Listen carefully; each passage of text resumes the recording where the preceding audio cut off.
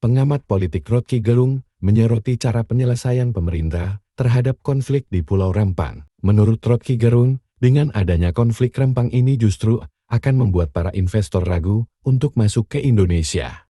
Terlebih dengan adanya sikap Presiden Jokowi yang ia nilai tidak konsisten dalam berpikir. Seperti di awal kampanye, Jokowi berjanji memberikan sertifikat pada kampung-kampung tua. Namun kini justru terkesan menindas warga Pulau Rempang yang disebut-sebut telah lama tinggal di sana. Selain itu menurut Rocky Gerung, ketegangan politik yang menjadi sorotan juga akan berpengaruh bagi jumlah investor yang masuk. Dan komentar juga salah. Tapi mari kita lihat bahwa problem ini sekarang kelihatannya menjebak pemerintah pusat ini ya. Tadinya kan mereka berpikir bahwa ini cepat selesai, bisa diselesaikan sebelum tanggal 28 dan investor masuk gitu. Dan itu akan menjadi catatan manis di ujung kekuasaannya Pak Jokowi. Kan begitu mau nggak mau kan lihatnya. Tapi ternyata sekarang ini saya kira ini jadi seperti lumpur Vietnam ini saya kira ya, Bung ya, di apa yang terjadi di Rempang bagi rezim sekarang ini. Iya, betul itu lumpur Vietnam semakin bergerak semakin tersisa oleh pusat lumpur itu kan. Demikian juga istana, dia kehilangan kemampuan untuk bahkan oligarki yang ada di situ, Pak Tommy Winata udah kasih sinyal bahwa ya bagaimana investor bisa masuk kalau kekerasan itu dipertontonkan di dunia tuh.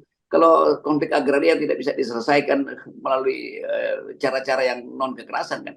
Jadi tetap investor dunia juga menganggap bahwa ini ngapain pola penyelesaian Rempang itu seperti pola penyelesaian Jinping, bahwa semua yang menghambat harus dilindas gitu. Kan itu intinya kan. Itu dasarnya. Jadi bangsa Indonesia seperti bangsa Melayu mengingat terus janji para pemimpin mereka itu, dan Indonesia akan dihidupkan kembali dengan satu peristiwa di Rempang di mana orang bukan sekedar diingatkan tentang hak asasi manusia Melayu, tapi janji para politisi untuk penyelesaian itu, terutama Joko Widodo sebagai presiden yang meraup 80% suara di pemilu 2019 dan sekarang berupaya untuk menyingkirkan 100% masyarakat Melayu yang memilih dia.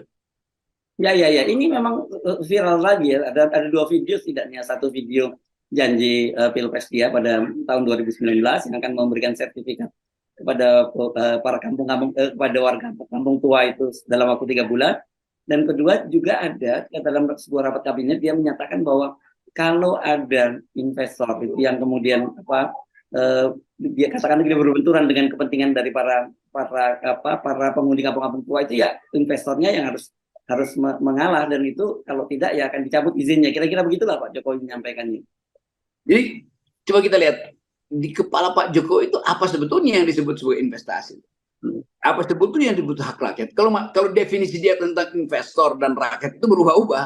Pro rakyat lalu pro investor. Lalu balik lagi pro rakyat, lalu balik lagi pro investor. Nah, orang semacam ini itu pasti ada gangguan dalam cara berpikir itu. Jadi kalau kita lihat bagaimana presiden itu mengurus negara, itu orang akan lihat problem-problem yang sederhana semacam ini tidak bisa dia pastikan sebagai ketegasan. Itu dasarnya kan. Sehingga orang atau para peneliti akan bilang, ya kalau begitu memang praktek cawe-cawe Pak Jokowi itu melekat di dalam psikologi dia sebagai manusia yang mempunyai kekuasaan atau diberi kekuasaan. Maka kita mulai menilai dari awal, jangan-jangan memang salah kita menilai kemampuan Jokowi itu. Bahwa dia dari awal punya problem psikologi dengan janji dan semua kasus yang menyangkut dengan soal ijazah lah, kemudian dibongkar lagi tuh soal macam-macam proteksi pada dinastinya tuh. Jadi kelihatannya Jokowi akhirnya jadi objek penelitian psikologi, kan itu dasarnya kan. Jadi siapa Jokowi? Ya Jokowi adalah kasus psikologi di Indonesia, di mana kepemimpinan itu ternyata tidak berisi integritas, tapi berisi pragmatisme tukar tambah.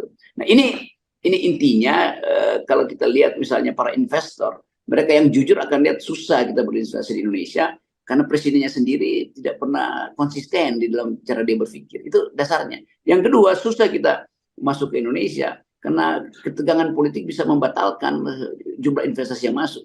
Jadi bayangkan kalau pemilunya gagal, atau bayangkan kalau janji Presiden Jokowi untuk memberi sinyal bahwa Indonesia dalam keadaan stabil, maka silakan investor masuk. Saya kira Rempang ini akan membatalkan banyak investasi di Indonesia.